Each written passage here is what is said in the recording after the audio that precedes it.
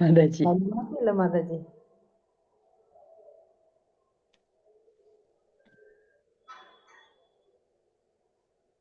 മാതാജി സംസാരിക്കുന്നുണ്ടോ? ഹരേ കൃഷ്ണ, കേൾക്കുന്നില്ല. മാതാജി. സന്യാസിയല്ല മാതാജി. സന്യാസി. ഹരേ കൃഷ്ണ. ഇപ്പൊ കേൾക്കുന്നുണ്ടോ മാതാജി? ഓക്കെ. ഹരേ കൃഷ്ണ. ഹരേ കൃഷ്ണ. ഹരേ കൃഷ്ണ മാതാജി. ഹരേ കൃഷ്ണ മാതാജി. ഓം നമോ ഭഗവതേ വാസുദേവായ. ഓം നമോ ഭഗവതേ വാസുദേവായ. ഓം നമോ ഭഗവതേ വാസുദേവായ. ഓം അജ്ഞാനതിമിരാന്ധസ്യ ജ്ഞാനാഞ്ജനാശലാകയ ചക്ഷുരുന്മീലിതം യേന തസ്മൈ ശ്രീ ഗുരവേ നമഃ. നമോ വിഷ്ണുപാദായ കൃഷ്ണപ്രേഷ്ഠായ ഭൂതലേ ശ്രീമതേ ഭക്തിവേദാന്ത സ്വാമിനിധി നാമിനെ. നമസ്തേ സാരസ്വതേ ദേവേ ഗൗരവാണി പ്രചാരിണേ നിർവിശേഷ ശൂന്യവാദി പാശ്ചാത്യദേശധാരിണേ. ജയ ശ്രീ കൃഷ്ണ ചൈതന്യ പ്രഭു നിത്യാനന്ദ ശ്രീ അദ്വൈത ഗദാധര ശ്രീവാസാദി ഗൗര ഭക്തവൃന്ദ. ഹരേ കൃഷ്ണ കൃഷ്ണ കൃഷ്ണ ഹരേ ഹരേ, ഹരേ രാമ രാമ രാമ ഹരേ ഹരേ. ഹരേ കൃഷ്ണ. ശ്രീ ശ്രീ രാധാ ഗോവിന്ദ് ടെമ്പിൾ ഇസ്കോൺ മാംഗ്ലൂരിന്റെ ഉപദേശാമൃതം ക്ലാസ്സിലേക്ക് എല്ലാവർക്കും സ്വാഗതം. ഹരേ കൃഷ്ണ. എല്ലാവർക്കും പ്രണാമം. ഹരേ കൃഷ്ണ. പ്രണാമം മാതാജി. ഹരേ കൃഷ്ണ. പ്രണാമം മാതാജി. ഹരേ കൃഷ്ണ. എല്ലാവർക്കും പ്രണാമം. അപ്പൊ നമ്മളിന്ന് മൂന്നാമത്തെ ഉപദേശം. മാതാജി. കേൾക്കുന്നില്ലേ? പ്രണാമം മാതാജി. ഹരേ കൃഷ്ണ. കേൾക്കുന്നുണ്ടല്ലോ അല്ലേ?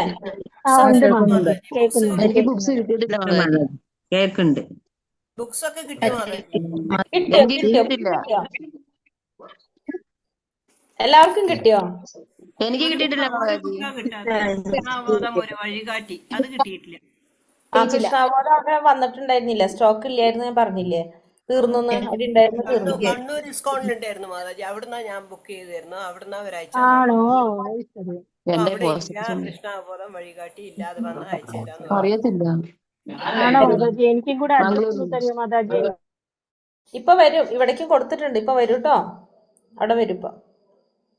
ഹരേ കൃഷ്ണ. അപ്പൊ നമുക്ക് ഇന്ന് മൂന്നാമത്തെ ഉപദേശം അല്ലേ? നമ്മള് ഒന്നാമത്തെ ഉപദേശം എന്തായിരുന്നു നമ്മൾ പഠിച്ചത്? സംസാരത്വര, ക്രോധത്തിന്റെ ത്വര, ഗുരുവിന് വേണ്ട യോഗ്യതകളെ പറ്റിയിട്ടായിരുന്നു. ധീരനാണ്, ധീരനാണ്, ലോകം മുഴുവൻ ഇതാക്കാനുള്ള കഴിവുണ്ട്. രണ്ടാമത്തെ ഉപദേശം അമിത ആഹാരം, അധ്വാനം, അനാവശ്യമായ സംസാരം, യമനിയമങ്ങളിൽ അമിതമായ ആസക്തി,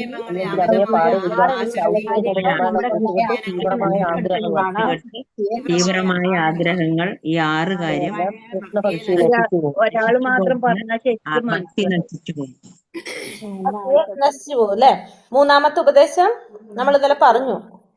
ഉത്സാഹം കൊണ്ട് വിശ്വാസം, ക്ഷമ, ഭക്തിയുടെ സേവനത്തിന്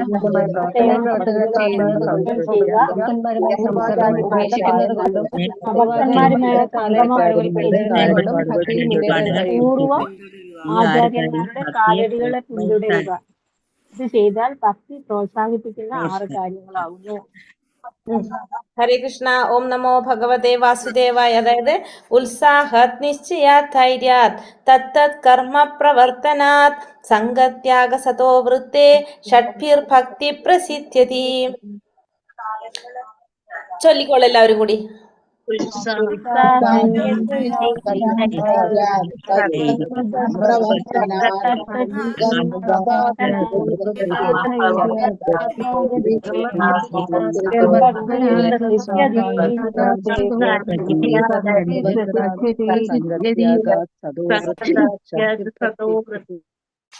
എന്താ പറയണത് ഇവിടെ? ഉത്സാഹിയായിരിക്കണം, നിശ്ചയം ഉണ്ടായിരിക്കണം, വിശ്വാസം ഉണ്ടായിരിക്കണം, പിന്നെ ധൈര്യ, ക്ഷമ ഉണ്ടായിരിക്കണം, തത്ത് കർമ്മ പ്രവർത്തന, പിന്നെ ഭക്തിയുടെ സേവനത്തിന് അനുകൂലമായ പ്രവർത്തനങ്ങൾ ചെയ്യുക, സംഘത്യാഗം, സംഘം ത്യജിക്കുക. എങ്ങനെയുള്ളവരെ സംഘം ത്യജിക്കണം? അഭക്തന്മാരുമായിട്ടുള്ള സംഘം ത്യജിക്കുക. സതോവൃത്തി എന്ന് വെച്ചാൽ പൂർവ്വ ആചാര്യന്മാരുടെ കാലുകൾ പിന്തുടരുക. ഈ 6 കാര്യങ്ങള് നമ്മളെ ഭക്തിയെ പ്രോത്സാഹിപ്പിക്കുന്നതാണെന്നാണ്. ഭക്തി പുരോഗമിക്കാൻ വേണ്ട 6 കാര്യങ്ങളാണ് ഈ പറയുന്നത്. മാതാജി, ബുക്കില്ലാത്തവര് മാതാജി എങ്ങനെ പഠിക്കും? അല്ല നിങ്ങൾക്ക് ഫോട്ടോ ഇട്ടിട്ടില്ലേ ഇതില്? എഴുതിയെടുക്കണം. ഞങ്ങളൊക്കെ ഇത് എനിക്ക് എഴുതിയെടുക്കുക. എഴുതിയെടുക്കുക. ഉണ്ട് മാതാജി, 3-ന്റെയും 4-ന്റെയും ഉണ്ട് ശ്ലോകം. ഇട്ടിട്ടുണ്ടല്ലോ. അല്ല ഇത് എഴുതിയെടുക്കാം. ഗ്രൂപ്പിൽ ഇട്ടിട്ടുണ്ട്, അത് നോക്കി എഴുതിയെടുത്താൽ മതി. ഞാൻ അതെ. എഴുതിയെടുക്കുക. എന്തായാലും മതി. ബുക്ക് പേടിക്കാത്തവർ അങ്ങനെ ചെയ്യാ. കൊടുത്തിട്ടുണ്ട്, കിട്ടിയിട്ടില്ല. അപ്പൊ അതുവരെ എഴുതിയെടുക്കുക. അതെ സെയിം കാര്യങ്ങൾ തന്നെയാണോ ബുക്കിൽ വരുന്നത്? അതാണോ കാണിക്കുന്നത്? കുറച്ച് വ്യത്യാസം ഉണ്ടാവും ചിലപ്പോക്കെ. അപ്പൊ അങ്ങനെയാണെങ്കിൽ ക്ലാസ് കേട്ടിട്ട് നിങ്ങൾ എഴുതിയെടുത്താൽ മതി. വീണ്ടും ക്ലാസ് വേറെ സമയത്ത് വെച്ച് നോക്കിയിട്ട് കേട്ടിട്ട് അത് എഴുതിയെടുക്കാം. ഞാൻ സ്ക്രീൻഷോട്ട് എടുത്ത് വെച്ചിട്ട് പിന്നെ അത് നോക്കി പഠിക്കാൻ വിചാരിച്ചു. അങ്ങനെ ചെയ്താൽ ഇപ്പൊ ചിലതൊക്കെ ബുക്കിലത്തെ പോലെ ആയിരിക്കും, പക്ഷെ ചിലത് നിങ്ങൾക്ക് അതിനേക്കാൾ എളുപ്പത്തിലായിരിക്കും ചിലപ്പോ നമ്മൾ പറയുണ്ടാവുക. അപ്പൊ ചെറിയൊരു ഇത് വരുന്നുണ്ടാവും. അപ്പൊ അങ്ങനെ ആവുമ്പോ ക്ലാസ് കേട്ടിട്ട് നോട്ട് ചെയ്യാം. സ്ക്രീൻഷോട്ട് ഇട്ടിരിക്കുന്നതെല്ലാം ആ ബുക്കിലുള്ളതല്ലേ? മാതാജി പറയണത് എക്സ്പ്ലെയിൻ ചെയ്യുന്നത് കൂടാതെ ഈ സ്ക്രീൻഷോട്ട് ഇട്ടിരിക്കുന്നതൊക്കെ മീൻസ് ശ്ലോകവും അതിന്റെ മീനിങ് ഒക്കെ ഇട്ടിട്ടില്ലേ? അത് ബുക്സിലുള്ളതല്ലേ? ബുക്കിലുണ്ട്. അത് ബുക്കിലുണ്ട്. അത് ചിലത് മാത്രമാണ് നമ്മൾ പറയുമ്പോ ഇത്തിരി വേറെ രീതി പറയുണ്ടാവുക, സിമ്പിൾ ആയിട്ട് പറഞ്ഞു പോണത്. ഇത് ആദ്യത്തെ ഒക്കെ കുഴപ്പമില്ല, മീനിങ് വെച്ചാൽ മതി. വിവർത്തന അതിന്റെ ഭാവാർത്ഥമല്ല പറയണത്, അർത്ഥം വെച്ചിട്ടാ പറയുന്നത്. ഹരേ കൃഷ്ണ. അപ്പൊ ഭക്തിയുടെ സേവനം സുഗമമാക്കുന്നതിന് വേണ്ടിയിട്ട് പ്രാവർത്തികമാക്കുന്നതിന് സഹായിക്കുന്ന 6 തത്വങ്ങളൊന്ന്: ഉത്സാഹിയായിട്ടിരിക്കുക, വിശ്വാസത്തോടെ പ്രയത്നിക്കുക, ക്ഷമയോടെ ഇരിക്കുക, ശ്രവണ കീർത്തന സ്മരണം കേൾക്കുക, സ്മരിക്കുക. അതാണ് ഭക്തിക്ക് അനുയോജ്യമായ പ്രവർത്തനങ്ങൾ, അനുകൂലമായ പ്രവർത്തികൾ എന്ന് പറയുന്നത്. പിന്നെ നിയാമക തത്വങ്ങൾ അനുസരിച്ച് പ്രവർത്തിക്കുക. 64 നിയാമക തത്വങ്ങളുണ്ട്, അത് നമ്മൾ പിന്നീട് പഠിക്കും. അതനുസരിച്ച് പ്രവർത്തിക്കുക. പിന്നെ ഭക്തന്മാരല്ലാത്ത ജനങ്ങളുമായിട്ടുള്ള സഹവാസം നമ്മൾ ഉപേക്ഷിക്കുക. പൂർവ്വ ആചാര്യന്മാരുടെ കാലടികൾ പിന്തുടരുക. വിശുദ്ധമായ ഭക്തിയുടെ സേവനത്തിന് പൂർണ്ണമായ വിജയം ഉറപ്പുവരുത്തുന്ന 6 സംഗതികളാണിവ. ഇത്രയും കാര്യങ്ങൾ നമ്മളെ എന്തിനു സഹായിക്കും? ഭക്തി സേവനത്തിന് സഹായിക്കുന്ന കാര്യങ്ങളാണ് ഈ പറഞ്ഞ 6 എണ്ണം. മനസ്സിലായിട്ടുള്ളതാണല്ലോ അത്? ഇനി വൈകാരിക അഭ്യൂഹങ്ങളുടെയോ ഭാവനാപരമായ ആനന്ദത്തിന്റെയോ കാര്യമല്ല ഭക്തി സേവനം, അതിന്റെ സാരാംശ പ്രവർത്തനമാണ്. അപ്പൊ ഭക്തി എന്ന് പറയുന്നത് നമ്മളെ വികാരങ്ങള്, വൈകാരികമായിട്ടുള്ള അഭ്യൂഹങ്ങളോ അല്ലെങ്കിൽ ഭാവനാപരമായിട്ടുള്ള ആനന്ദത്തിന്റെ കാര്യമല്ല. ഭക്തി സേവനം എന്ന് പറഞ്ഞാൽ എന്താണ്? പ്രവർത്തനമാണ്. നമുക്ക് അവിടെ എന്താ വേണ്ടത്? അതിന്റെ സാരാംശ പ്രവർത്തനം. നമ്മൾ പ്രവൃത്തിയാണ് എന്തിലുണ്ടാവേണ്ടത്? ഭക്തി സേവനത്തിൽ ഉണ്ടാകേണ്ടത്. ശ്രീല രൂപഗോസ്വാമി തന്റെ ഭക്തിരസാമൃത സിന്ധുവിൽ 1:11 ഭക്തി സേവനത്തെ നിർവചിച്ചിട്ടുണ്ട്. അപ്പൊ ഭക്തി സേവനത്തെ കുറിച്ച് രൂപഗോസ്വാമി ഭക്തിരസാമൃത സിന്ധുവില് ഒരു നിർവചനം കൊടുത്തിട്ടുണ്ട്. എന്താണ്? അന്യാഭിലാഷിത ശൂന്യം ജ്ഞാനകർമാദിനാവൃതം ആനുകൂലേന കൃഷ്ണാനുശീലനം ഭക്തിരുത്തമ. അപ്പോൾ ഭക്തി എന്ന് പറഞ്ഞാല് രൂപഗോസ്വാമി ഭക്തിരസാമൃത സിന്ധു നമ്മൾ പഠിക്കാൻ പോകുന്നതാണത്. അതിൽ കൊടുത്തിരിക്കുന്ന നിർവചനാണ് ഭക്തി എന്ന് വെച്ചാൽ ഭക്തിയുടെ സേവനാണ്. അതിനെ നിർവചിച്ചിരിക്കുന്നത് അന്യാഭിലാഷിത ശൂന്യം, യാതൊരുവിധ അഭിലാഷങ്ങളും ഇല്ലാതെ, ജ്ഞാനവും കർമ്മവും അതിനെക്കുറിച്ചൊന്നും ചിന്തിക്കാതെ, എന്തിനു വേണ്ടി മാത്രം? അനുകൂലേന കൃഷ്ണാനുശീലനം ഭക്തിരുത്തമ, കൃഷ്ണൻ അനുകൂലമായിട്ട് പ്രവർത്തിക്കുക, ഫലം ആഗ്രഹിക്കാതെ കൃഷ്ണൻ അനുകൂലമായിട്ട് പ്രവർത്തിക്കുക. അതാണ് എന്ത്? ഭക്തിയിൽ ഏറ്റവും ഉത്തമമായ ഭക്തി എന്ന് പറയുന്നത്. അതായത് വേറെ യാതൊരുവിധ അഭിലാഷങ്ങളും ഇല്ലാതെ ായിട്ട് പ്രവർത്തിക്കുന്നതാണ് എന്ത്? ഭക്തിയിൽ ഏറ്റവും ഉത്തമമായ ഭക്തി എന്ന് പറയുന്നത്. ഉത്തമ ഭക്തി പ്രീതി ഉളവാക്കുന്ന മട്ടിൽ ചെയ്യുന്ന ഭക്തിയുടെ സേവനമാണ്. ഈ ഭക്തി സേവനം ഫലോദ്ദേശമില്ലാത്തതും മറ്റ് എല്ലാ സ്വാർത്ഥ താല്പര്യവും ഇല്ലാത്തതുമായിരിക്കണം. അപ്പോൾ യാതൊരു വിധത്തിലുള്ള സ്വാർത്ഥ താല്പര്യങ്ങളും എന്തിലുണ്ടാവാൻ പാടില്ല? ഭക്തിയിൽ ഉണ്ടാവാൻ പാടില്ല. അതാണ് ഭക്തിയുടെ സേവനം എന്ന് പറയുന്നത്.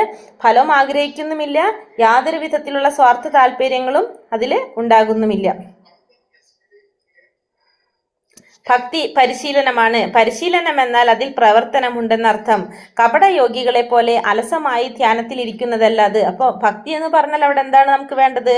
പരിശീലനം. ആ പരിശീലനം എന്ന് പറയുമ്പോൾ അവിടെ എന്തുണ്ട്? പ്രവൃത്തിയുണ്ട്, പ്രവർത്തനമുണ്ട്. അത് അപ്പൊ കപടയോഗികളെ പോലെ അലസമായിട്ട് ധ്യാനത്തിലിരിക്കുന്നതല്ല എന്ത്? ഭക്തി എന്ന് പറയുന്നത് വെറുതെ മിണ്ടാതെ അനങ്ങാതിരിക്കുന്നതല്ല. അവിടെ നമുക്ക് എന്ത് വരുന്നുണ്ട്? പ്രവർത്തനം വരുന്നുണ്ട്. അതാണ് ഭക്തി എന്ന് പറയുമ്പോൾ നമ്മൾക്ക് അവിടെ എന്തുണ്ട്? പ്രവൃത്തി വരുന്നുണ്ട്. നമ്മുടെ ഒരു പ്രവൃത്തിയും കൂടി അതിൽ വരുന്നുണ്ട്. 9 വിധം ഭക്തിയുത ഭഗവത് സേവനങ്ങൾ, 9 തരത്തില് നവവിധ ഭക്തി എന്ന് പറയുന്നത് എന്താണ് ഒന്നാമത്തത് നമ്മൾ പറഞ്ഞല്ലേ, ശ്രവണ കീർത്തനം വിഷ്ണു സ്മരണം പാദസേവനം അർച്ചനം വന്ദനം ദാസ്യ സാഖ്യം ആത്മനിവേദനം. ആദ്യത്തത് പരമപുരുഷനായ ഭഗവാന്റെ നാമവും ദിവ്യാപദാനങ്ങളും കേൾക്കുക ശ്രവണം. പിന്നെ ഭഗവാന്റെ അപദാനങ്ങളെ കീർത്തിക്കുക കീർത്തനം. പിന്നെ ഭഗവാനെ സ്മരിക്കുക. പിന്നെ ഭഗവാന്റെ പാതാരവിന്ദങ്ങളെ സേവിക്കുക, ഭഗവാനെ അർച്ചന ചെയ്യുക പൂജിക്കുക, ഭഗവാനെ നമസ്കരിക്കുക, ഭഗവാന്റെ ദാസ്യം അനുഷ്ഠിക്കുക, ഭഗവാനുമായിട്ട് മൈത്രിയിൽ ഏർപ്പെടുക, ഭഗവാനെ പൂർണ്ണമായിട്ടും സമർപ്പിക്കുക. ഇതാണ് എന്ത് ഭക്തിയുടെ സേവനം എന്ന് പറഞ്ഞ നവവിധ ഭക്തി എന്ന് പറയുന്നത്. ശ്രവണം കീർത്തനം വിഷ്ണു സ്മരണം പാദസേവനം അർച്ചനം വന്ദനം ദാസ്യം സഖ്യം ആത്മനിവേദനം. ഇതാണ് 9 തരത്തിൽ നമുക്ക് ഭക്തിയുടെ സേവനം ചെയ്യാൻ സാധിക്കുന്നത്. ചെയ്യാൻ സാധിക്കും. ഏതെങ്കിലും ഒന്നും ചെയ്തുകൊണ്ട് നമുക്ക് എന്ത് സാധിക്കും? ഭഗവാനെ പ്രാപിക്കാനായിട്ട് സാധിക്കും. നമ്മൾ മനസ്സിലാക്കിയിട്ടുള്ളതാണത്. ഒരു ആത്മീയ ഗുരുവിനെ സമീപിച്ച് സത്യം പഠിക്കാൻ ശ്രമിക്കുക. അദ്ദേഹത്തിൽ നിന്ന് വിനയപൂർവ്വം അന്വേഷിക്കുകയും അദ്ദേഹത്തിന് നിങ്ങൾക്ക് അറിവ് നൽകാൻ കഴിയും. മുണ്ടകോപനിഷത്തിൽ തത് വിജ്ഞാനാർത്ഥം സാ ഗുരും ഏവാധിഗച്ഛേത്. ആ ദിവ്യമായ അതീന്ദ്രിയ ശാസ്ത്രം മനസ്സിലാക്കുവാൻ ഒരു യഥാർത്ഥ ആത്മീയ ഗുരുവിനെ സമീപിക്കണം. അപ്പൊ നമ്മള് ഭഗവത്ഗീതയിലെ 4-ാമത്തെ അധ്യായത്തിൽ 34-ാമത്തെ ശ്ലോകത്തിൽ പറയുന്നുണ്ട് അല്ലെ, എന്താ പറയണത്? തദ്വിധി പ്രണിപാതേന പരിപ്രശ്നേന സേവയ ഉപദേശന്തി തേ ജ്ഞാനം ജ്ഞാനിന തത്വദർശിനഃ. അതായത് നമ്മളൊരു ആത്മീയ ഗുരുവിനെ സമീപിച്ച് എന്ത് ചെയ്യണം? അദ്ദേഹത്തിൽ നിന്ന് സത്യം മനസ്സിലാക്കാനായിട്ട് ശ്രമിക്കണം. ആ സത്യം പറഞ്ഞിട്ട് ആർക്കേ സാധിക്കുള്ളൂ? ഓൾറെഡി സത്യം അറിയുന്ന വ്യക്തിക്ക് അല്ലെങ്കിൽ മനസ്സിലാക്കിയ വ്യക്തിക്ക് മാത്രമേ അത് നമുക്ക് മനസ്സിലാക്കി തരാനായിട്ട് സാധിക്കുള്ളൂ. എങ്ങനെയായിരിക്കണം അദ്ദേഹത്തിൽ നിന്ന് മനസ്സിലാക്കേണ്ടത്? വിനയപൂർവ്വം അന്വേഷിക്കണം അദ്ദേഹത്തിൽ നിന്ന്. കാരണം ആ സത്യം കണ്ടറിഞ്ഞ വ്യക്തിക്ക് അത് നമുക്ക് മനസ്സിലാക്കി തരാനായിട്ട് പകർന്നു തരാനായിട്ട് സാധിക്കും. പിന്നെ മുണ്ടോപനിഷത്തിൽ പറയുന്നത് തത് വിജ്ഞാനാർത്ഥം സാഗുരും ഏവാധിഗച്ഛേത്. ആ ദിവ്യമായ അതീന്ദ്രിയ ശാസ്ത്രം മനസ്സിലാക്കാൻ ആരിലൂടെ സാധിക്കുള്ളൂ? ഒരു ഗുരുവിലൂടെ മാത്രമേ നമുക്ക് സാധിക്കുള്ളൂ. ആ ശാസ്ത്രം മനസ്സിലാക്കണമെങ്കിൽ ആരെ സമീപിക്കണം? ഒരു ഗുരുവിനെ സമീപിക്കേണ്ടതാണ്. ആ ഗുരുവിലൂടെയാണ് നമുക്കിത് മനസ്സിലാക്കാനായിട്ട് സാധിക്കുന്നത്.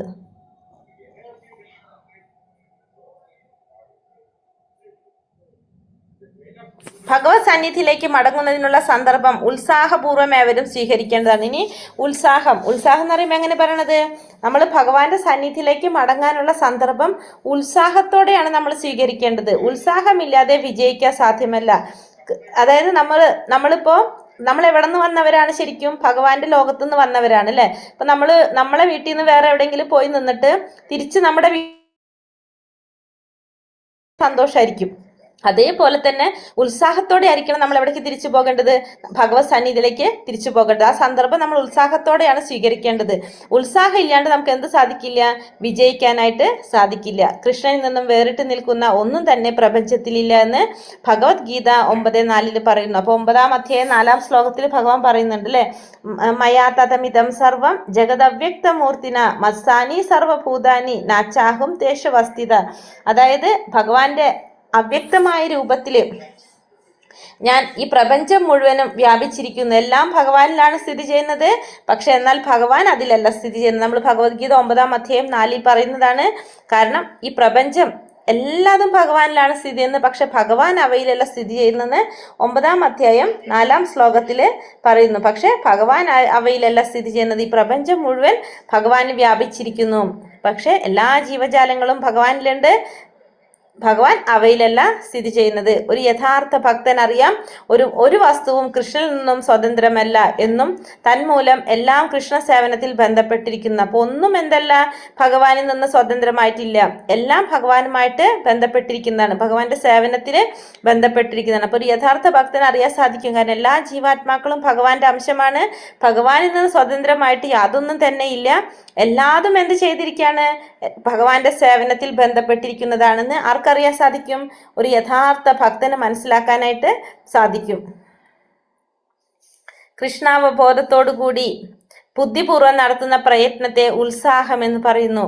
ഉത്സാഹം എന്ന് വെച്ചാൽ എന്താണ്? കൃഷ്ണാവബോധത്തോടു കൂടി ബുദ്ധിപൂർവ്വം നടത്തുന്ന പ്രയത്നത്തിനെയാണ് ഉത്സാഹം എന്ന് പറയുന്നത്. എല്ലാം ഭഗവത് സേവനത്തിന് വേണ്ടി പ്രയോജനപ്പെടുത്തക്കവണ്ണം മാർഗങ്ങൾ ശരിപ്പെടുത്താൻ ഭക്തന്മാർക്കറിയാം. പ്രവർത്തനങ്ങൾ ക്ഷമയോടെ നിർവഹിക്കണം. കൃഷ്ണാവബോധത്തിൽ ഒരാൾ അക്ഷമനാകരുത്. ഗുരുവിൽ നിന്ന് നിർദ്ദേശങ്ങൾ സ്വീകരിച്ച് ഗുരുവിലും കൃഷ്ണനും സമർപ്പണ ബുദ്ധിയോടുകൂടി അവ ചെയ്തു തീർക്കണം. അപ്പോൾ നമ്മൾ എന്താ ചെയ്യേണ്ടത്? എല്ലാ സേവനവും ഉത്സാഹത്തോടു കൂടി നമ്മളെല്ലാം ഭഗവത് സേവനത്തിന് വേണ്ടി പ്രയോജനപ്പെടുത്തത്തക്ക വിധത്തില് നമ്മുടെ മാർഗങ്ങൾ ശരിപ്പെടുത്തണം. അത് ആർക്കറിയാൻ സാധിക്കും? ഭക്തന്മാർക്ക് മനസ്സിലാക്കാനായിട്ട് സാധിക്കും. പ്രവർത്തനക്ഷമയോടെ നിർവഹിക്കണം. കൃഷ്ണാവബോധത്തിൽ ഒരാൾ ഒരിക്കലും എന്താവാൻ പാടില്ല? ക്ഷമയില്ലാതിരിക്കാൻ പാടില്ല. എല്ലാവർക്കും എന്താ അത്യാവശ്യമാണ്? കൃഷ്ണാവബോധത്തില് ക്ഷമ വളരെ അത്യാവശ്യമാണ്. ഗുരുവിൽ നിന്ന് നിർദ്ദേശങ്ങൾ സ്വീകരിച്ച് ഗുരുവിലും കൃഷ്ണനും സമർപ്പണ ബുദ്ധിയോടുകൂടി അവ ചെയ്തു തീർക്കണം. അപ്പോൾ ഗുരുവിൽ നിന്ന് നിർദ്ദേശങ്ങളെല്ലാം സ്വീകരിച്ച് ഭഗവാനും ഗുരുവിനും സമർപ്പിച്ചുകൊണ്ട് ബുദ്ധിയോടുകൂടിയായിരിക്കണം നമ്മൾ എന്ത് ചെയ്യേണ്ടത്? ഓരോ പ്രവർത്തികളും ചെയ്തു തീർക്കേണ്ടത്. കാരണം ഗുരു നമുക്ക് നിർദ്ദേശം തരുന്നു എന്നുള്ളൂ. ഭഗവാൻ തരേണ്ട നിർദ്ദേശങ്ങൾ ഭഗവാൻ ഗുരുവിലൂടെ നമുക്ക് തരുന്നതാണ്. അപ്പം നമ്മളത് ഗുരുവിനും ഭഗവാനും സമർപ്പിച്ചുകൊണ്ട് ആ സമർപ്പണ ബുദ്ധിയോടുകൂടിയായിരിക്കണം നമ്മളതെല്ലാം ചെയ്തു തീർക്കേണ്ടത്. നമ്മൾക്ക് എപ്പോഴും ക്ഷമ അത്യാവശ്യമാണ്. പിന്നെ അവശ്യം ആത്മവിശ്വാസമുള്ളവരായിരിക്കണം നമ്മൾ. കാരണം അവശ്യം രക്ഷിബേ കൃഷ്ണ, അതായത് കൃഷ്ണൻ തീർച്ചയായും എന്നെ രക്ഷിക്കുകയും ഭക്തിപൂർവ്വം സേവനം വിജയകരമായി നിർവഹിക്കുന്നതിന് സഹായിക്കുകയും ചെയ്യും. ഇതിനെയാണ് വിശ്വാസം എന്ന് പറയുന്നത്. അതായത് നമുക്ക് എപ്പോഴും ഒരു വിശ്വാസം ഉണ്ടായിരിക്കണം. അവശ്യം രക്ഷിബേ കൃഷ്ണ, അതായത് നമുക്ക് വേണ്ട സമയത്ത് നമുക്ക് ആവശ്യമുള്ളപ്പോൾ ഭഗവാൻ നമ്മളെ രക്ഷിക്കും എന്നുള്ളൊരു വിശ്വാസം നമുക്ക് ഉണ്ടായിരിക്കണം ഭഗവാനിൽ. എങ്കിൽ മാത്രം നമുക്ക് അതിനാണ് നമ്മൾ എന്ത് പറയണത്? വിശ്വാസം എന്ന് പറയുന്നത്. അപ്പം നമുക്ക് വിജയകരമായിട്ട് എല്ലാ കാര്യങ്ങളും നിർവഹിക്കാനായിട്ട് സാധിക്കും. കാരണം നമുക്ക് വേണ്ട സമയത്ത് നമ്മളെ ഭഗവാൻ രക്ഷിക്കും എന്നുള്ളൊരു വിശ്വാസം, ഭഗവാനിൽ ആ വിശ്വാസം നമുക്ക് ഉണ്ടായിരിക്കണം. നേരത്തെ പറഞ്ഞതുപോലെ ആരും ആലസ്യം വെച്ച് പുലർത്തരുത്. കർമ്മപ്രവർത്തനത്തിൽ ഉത്സാഹിയായിട്ടിരിക്കുക. അപ്പം നമ്മൾ ഒരിക്കലും എന്ത് ചെയ്യാൻ പാടില്ല? ആലസ്യത്തോടെ നമ്മൾ ഇരിക്കാൻ പാടില്ല. കർമ്മത്തിൻ്റെ പ്രവർത്തനത്തിൽ നമ്മൾ എങ്ങനെയായിരിക്കണം? ഉത്സാഹിയായിട്ടായിരിക്കണം ഇരിക്കേണ്ടത്. കൃഷ്ണാവബോധ പ്രസ്ഥാനത്തിൽ 4 അടിസ്ഥാന നിയന്ത്രണ തത്വങ്ങളുണ്ട്. നമുക്കറിയാമല്ലോ 4 തത്വങ്ങൾ ഏതൊക്കെയാണ്? യമനിയമങ്ങൾ എന്നാണ് അതറിയപ്പെടുന്നത്. അത് ഏതൊക്കെയാണ്? ഒന്ന്, അവിഹിതമായിട്ടുള്ള ലൈംഗികം, മാംസഭക്ഷണം, ചൂതാട്ടം, മദ്യസേവനം. ഇത് പാടെ ഉപേക്ഷിക്കണം. ഈ തത്വങ്ങൾ പാലിക്കുന്നതിൽ ഭക്തൻ ഉത്സാഹിയായിരിക്കണം. അപ്പോൾ ഉത്സാഹിയായിരിക്കുക എന്ന് പറഞ്ഞാൽ നമ്മൾ എന്തുകൂടി ആയിരിക്കണം? യമനിയമങ്ങൾ പാലിക്കാൻ കൂടി വേണം. 4 യമനിയമങ്ങൾ നമ്മൾ പാലിക്കേണ്ടതും കൂടി അത്യാവശ്യമാണ്. ജപമാലയിൽ 16 മാല ജപിക്കുക എന്നത് യമനിയമങ്ങളിൽ ഒന്നാണ്. ഈ നിയന്ത്രണ പ്രവർത്തനങ്ങൾ വിശ്വസ്തയോടെ ഉത്സാഹത്തോടെ നിർവഹിക്കണം. ഇതിനെ തത്തത് കർമ്മ പ്രവർത്തന എന്ന് പറയും. തത്തത് കർമ്മ പ്രവർത്തനം വെച്ചാൽ ഭക്തിക്ക് അനുകൂലമായ രീതിയിൽ പ്രവർത്തിക്കുക എന്നുള്ളതാണ് അർത്ഥാക്കുന്നത് അല്ലേ? അപ്പൊ നമ്മൾ 16 റൗണ്ട് നാമം ജപിക്കുക എന്നുള്ളത് യമനിയമങ്ങളിൽ പറഞ്ഞിരിക്കുന്നതാണ്. അപ്പൊ നമ്മൾ അതെന്ത് ചെയ്യണം? വിശ്വാസത്തോടെ ഉത്സാഹത്തോടെ നമ്മൾ അതിന് ചെയ്തുകൊണ്ടിരിക്കുക. അതിനാണ് നമ്മൾ എന്ത് പറയാം? തത്തത് കർമ്മ പ്രവർത്തന, അതായത് ഭക്തിക്ക് അനുകൂലമായ രീതിയിലുള്ള പ്രവൃത്തി നമ്മൾ ചെയ്തുകൊണ്ടിരിക്കുന്നു. ഭക്തി സേവനത്തിൽ വിജയിക്കണമെങ്കിൽ ഒരാൾ അഭികാമ്യമല്ലാത്ത ആളുകളുടെ സഹവാസം ഒഴിവാക്കണം. പിന്നത്തെ പറയണതാണ് ഭക്തി ഇല്ലാത്തവർ അല്ലെങ്കിൽ ഭൗതികവാദികളായിട്ടുള്ളവരുടെ സഹവാസം നമ്മൾ ഒഴിവാക്കിയാലാണ് ഭക്തിയിൽ നമുക്ക് വിജയിക്കാനായിട്ട് സാധിക്കുന്നത്. കർമ്മികൾ, ജ്ഞാനികൾ, യോഗികൾ, അഭക്തന്മാർ ഇവയിൽ ഉൾപ്പെടുന്നു. അപ്പൊ ഇതിൽ ആരൊക്കെ പെടും? കർമ്മികൾ പെടും, ജ്ഞാനികൾ പെടും, യോഗികൾ പെടും, അഭക്തന്മാർ പെടും. ഇവരെല്ലാം ഈ പറഞ്ഞ കാറ്റഗറിയിൽ വരുന്നതാണ്. കൽമഷമില്ലാത്ത ഭക്തന്മാരുടെ സമ്പർക്കത്തിൽ ജീവിക്കുകയും 6 ഗോസ്വാമിമാർ നിശ്ചയിച്ചിട്ടുള്ള യമനിയമങ്ങൾ അനുഷ്ഠിക്കുകയും വേണം. അപ്പൊ നമ്മൾ ആരെക്കൂടിയാണ് സഹവസിക്കേണ്ടത്? ഭക്തന്മാരുടെ കൂടെ, കൽമഷമില്ലാത്ത ഭക്തന്മാരുടെ കൂടെയുള്ള സമ്പർക്കം നമുക്കുണ്ടാകണം. മാത്രമല്ല ഈ ഗോസ്വാമിമാർ നിശ്ചയിച്ചിട്ടുള്ള യമനിയമങ്ങൾ നമ്മൾ അനുഷ്ഠിക്കുകയും വേണം. ഭക്തന്മാരെല്ലാം എന്തൊക്കെയാ ചെയ്യേണ്ടതെന്ന് പറയാണ്. ഭക്തന്മാരെല്ലാം പ്രഭാതത്തിൽ 4 മണിക്ക് എഴുന്നേറ്റ് പ്രഭാത പൂജയായ മംഗളാരതിയിൽ പങ്കെടുത്ത് ഭഗവത് പാരായണം, കീർത്തനം മുതലായ കർമ്മങ്ങൾ മുടങ്ങാതെ ചെയ്യണം. ഉത്സാഹം, ക്ഷമ, വിശ്വാസം ഇവ ഉണ്ടാവുക. അഭക്ത സംഘം ഒഴിവാക്കുക. യമനിയമങ്ങൾ അനുസരിക്കുക. ശ്രീലരൂപ ഗോസ്വാമിയുടെ ഈ നിർദ്ദേശം അനുസരിച്ചാൽ ഭക്തി സേവനത്തിൽ മുന്നേറാൻ കഴിയും. അപ്പോൾ ഇവിടെ എന്താ പറയുന്നത്? ഭക്തന്മാരെല്ലാവരും എന്ത് ചെയ്യണം? പ്രഭാതത്തിൽ 4 മണിക്ക് എഴുന്നേറ്റ് പ്രഭാത പൂജയായിട്ടുള്ള മംഗളാരതിയിൽ പങ്കെടുക്കണം. ഒന്ന്. പിന്നെ ഭാഗവത പാരായണം, കീർത്തനം മുതലായ കർമ്മങ്ങൾ മുടങ്ങാതെ നിത്യം ഭാഗവത സേവയാന്നാ പറയണത് അല്ലെ. അപ്പൊ ഭാഗവതം മുടങ്ങാതെ കേൾക്കണം. ഉത്സാഹം, ക്ഷമ, വിശ്വാസം ഇവ ഉണ്ടാവുക. അഭക്ത സംഘം ഒഴിവാക്കുക. യമനിയമങ്ങൾ അനുസരിക്കുക. ശ്രീല രൂപഗോസ്വാമിയുടെ നിർദ്ദേശം അനുസരിച്ചാൽ ഭക്തി സേവനത്തിൽ മുന്നേറാൻ സാധിക്കും. അപ്പൊ രൂപഗോസ്വാമിയുടെ ഈ ഒരു നിർദ്ദേശങ്ങൾ, ഈ പറഞ്ഞിരിക്കുന്ന കാര്യങ്ങൾ മാത്രം അനുസരിച്ചാൽ നമുക്ക് എന്ത് സാധിക്കും? ഭക്തി സേവനത്തിൽ മുന്നേറാൻ സാധിക്കും. എന്തൊക്കെ വേണ്ടത്? മംഗളാരതിയിൽ പങ്കെടുക്കണം. പിന്നെ വന്നിട്ട് ഭാഗവത പാരായണത്തിൽ കീർത്തനം മുതലായ ചെയ്യണത്, നാമം ജപിക്കണം, ഭാഗവത പാരായണം ചെയ്യണം. പിന്നെ ചെയ്യേണ്ട പ്രവർത്തികൾ, ചെയ്യേണ്ട കർമ്മങ്ങൾ, ഈ പറഞ്ഞ കർമ്മങ്ങൾ മുടങ്ങാതെ ചെയ്യുക. പിന്നെ ക്ഷമ, ഉത്സാഹം, വിശ്വാസം ഇവ ഉണ്ടാവണം. അഭക്തന്മാരുമായിട്ടുള്ള സംഘം ഒഴിവാക്കുക, സത്സംഗം ഉണ്ടാവണം. യമനിയമങ്ങൾ അനുസരിക്കുക. ഇതൊക്കെയാണ് നമ്മൾ ചെയ്യേണ്ടതായിട്ടുള്ള കാര്യങ്ങൾ. അപ്പൊ നമുക്ക് ഭക്തിയിൽ മുന്നേറാനായിട്ട് സാധിക്കും.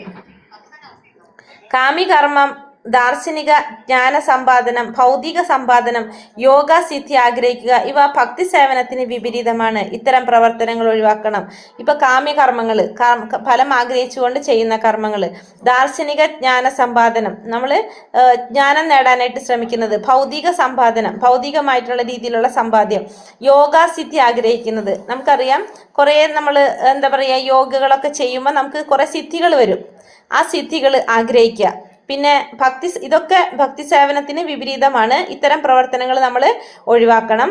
ഭക്തി മാർഗത്തിലുള്ള പരിപൂർണമായ ശ്രദ്ധ കൊണ്ട് ഉദ്ദിഷ്ട ലക്ഷ്യത്തിൽ ചേരാം. മറ്റു മാർഗത്തിൽ പ്രവർത്തിക്കുന്നത് നമ്മെ അസ്വസ്ഥരാക്കത്തേയുള്ളൂ. അപ്പം ഭക്തി മാർഗത്തിലുള്ള പരിപൂർണമായിട്ടുള്ള ശ്രദ്ധ നമുക്കുണ്ടെങ്കിൽ നമ്മുടെ ലക്ഷ്യം, ഉദ്ദിഷ്ടമായ ലക്ഷ്യം ഏതാണ്? പരമപദം പ്രാപിക്കുക. അവിടേക്ക് നമുക്ക് എത്തിച്ചേരാനായിട്ട് സാധിക്കും. മറ്റുള്ള മാർഗത്തിൽ പ്രവർത്തിക്കുന്നത് നമ്മൾ എന്താണ്? അസ്വസ്ഥതയുണ്ടാക്കുന്നുള്ളൂ. നമ്മൾ ആ ലക്ഷ്യത്തിലേക്ക് നമ്മൾ എത്താനായിട്ട് പോകുന്നില്ല. ഈ പ്രയത്നത്തിൽ നാശമോ ഹാനിയോ സംഭവിക്കാൻ പോകുന്നില്ല.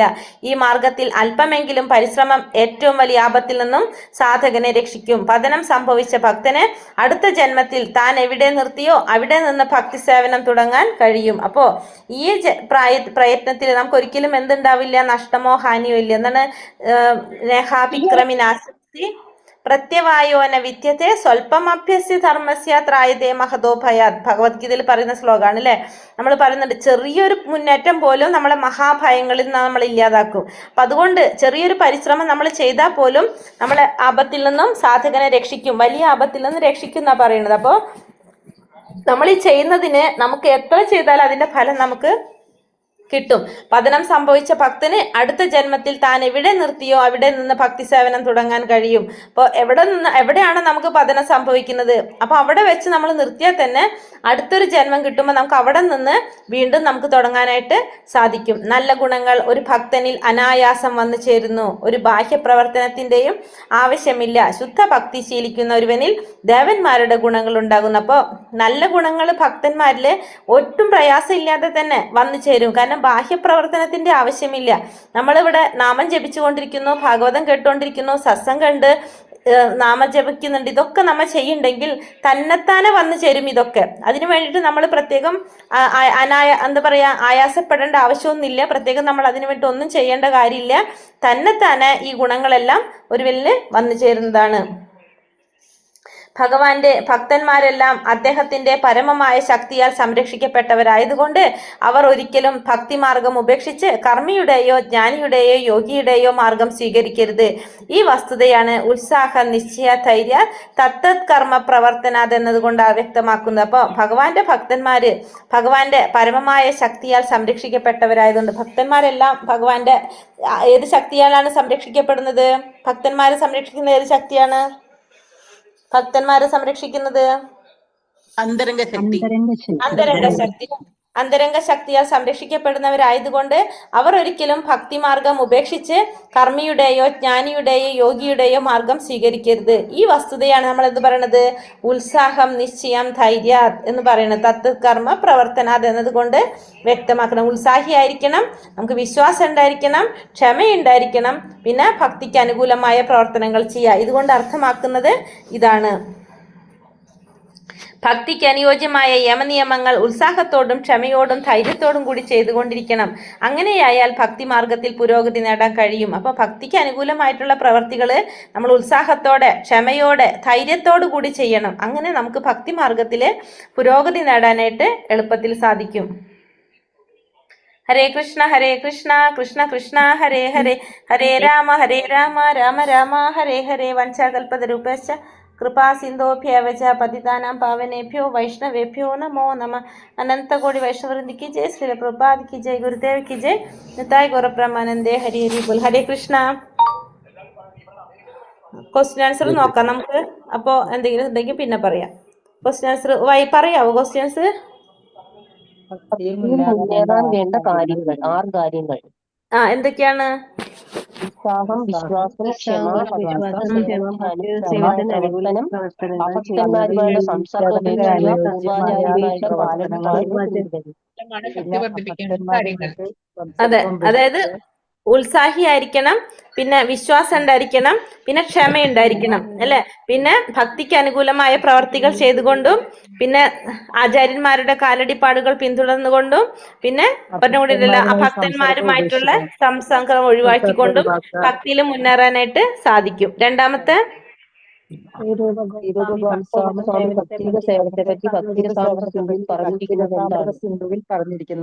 എന്താണ് ഭക്തി എന്ന് പറഞ്ഞാല്? ആ ശ്ലോകം അന്യാഭിലാഷിത ശൂന്യം ജ്ഞാനകർമാതിനാവൃതം ആനുകൂലേന കൃഷ്ണാനുശീലനം ഭക്തിരുത്തമ. അതായത് ഭക്തി എന്ന് പറയുന്നത് എങ്ങനെയായിരിക്കണം? യാതൊരുവിധ അഭിലാഷങ്ങളും ഇല്ലാതെ, ജ്ഞാനത്തിനെ കുറിച്ചോ കർമ്മത്തിനെ കുറിച്ചോ ഒന്നും ഇല്ലാതെ എങ്ങനെയായിരിക്കണം?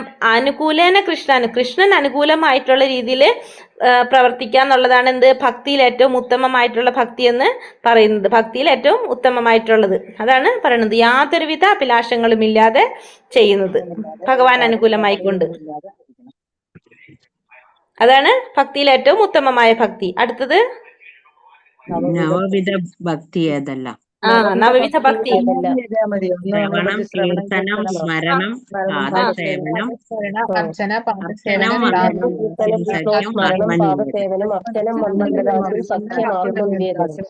ആത്മനിവേദനം. അതങ്ങനെ തന്നെ എഴുതിയാൽ മതിയോ? മതി. നമ്മൾ ഓൾറെഡി പഠിച്ചിട്ടുണ്ടല്ലോ. ശ്രവണം, കീർത്തനം, വിഷ്ണു സ്മരണം, പാദസേവനം, അർച്ചനം, വന്ദനം, ദാസ്യ, സാഖ്യം, ആത്മനിവേദനം. അതെ. അടുത്തത്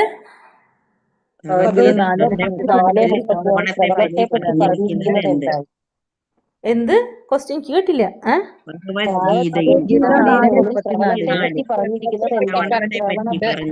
ശ്രവണത്തെ പറ്റി പറഞ്ഞിരിക്കുന്നത് എന്താണ്? എന്താണ് ഭഗവത്ഗീതയിൽ പറഞ്ഞിരിക്കുന്നത്? ആത്മീയ ഗുരുവിനെ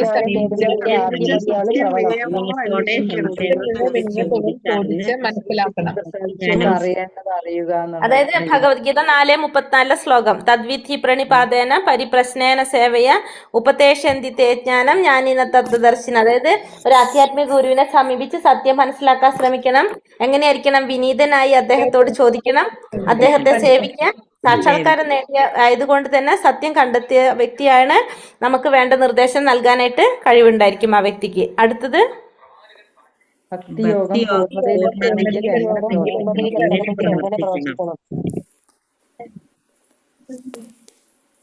എന്ത് വേണം?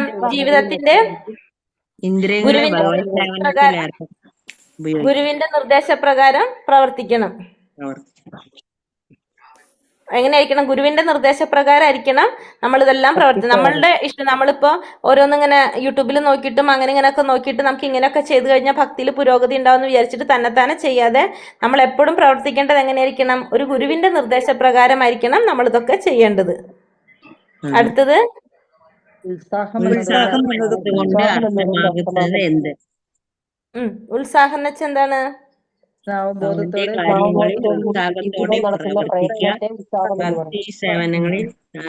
കൃഷ്ണാവബോധത്തോടെ ബുദ്ധിപൂർവം ചെയ്യുന്ന പ്രവർത്തികളാണ് എന്ത്? ഉത്സാഹം എന്ന് പറയുന്നത്. പ്രയത്നം. കൃഷ്ണാവബോധത്തോടെ ബുദ്ധിപൂർവം ചെയ്യുന്ന പ്രയത്നത്തിനാണ് ഉത്സാഹം എന്ന് പറയുന്നത്. അടുത്തത് ക്ഷമയുടെ പ്രാധാന്യം എന്ത്? അതിന്റെ പ്രാധാന്യം എന്ത്? എന്താണ് ക്ഷമയുടെ പ്രാധാന്യം? ഫലം വൈകിയാലും ക്ഷമയോടെ കാത്തിരുന്ന് ഭഗവാനെ സ്മരിക്കും. ഗുരുവിൽ നിന്ന് നിർദ്ദേശങ്ങൾ സ്വീകരിച്ച് ഗുരുവിലും കൃഷ്ണനിലും സമർപ്പണ ബുദ്ധിയോടുകൂടി അത് ചെയ്തു തീർക്കണം. അതായത് പ്രവർത്തനങ്ങൾ വിജയകരമായി നിർവഹിക്കുന്നതിന് ക്ഷമ ആവശ്യമാണ്.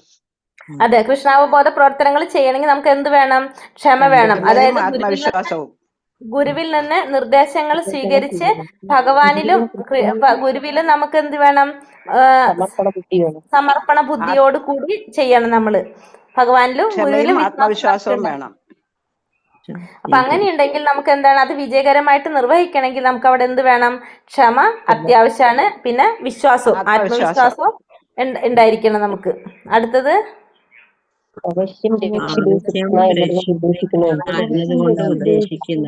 എന്താണ്? കൃഷ്ണൻ തന്നെ രക്ഷിക്കും നിശ്ചയമായിട്ട്. നമുക്ക് ഉറച്ച വിശ്വാസം. അതായത് എങ്ങനത്തെ ഒരു സാഹചര്യം നമുക്ക് വന്നാലും ഭഗവാൻ നമ്മളെ രക്ഷിക്കും എന്നുള്ളൊരു വിശ്വാസം നമുക്ക് ഉണ്ടായിരിക്കണം.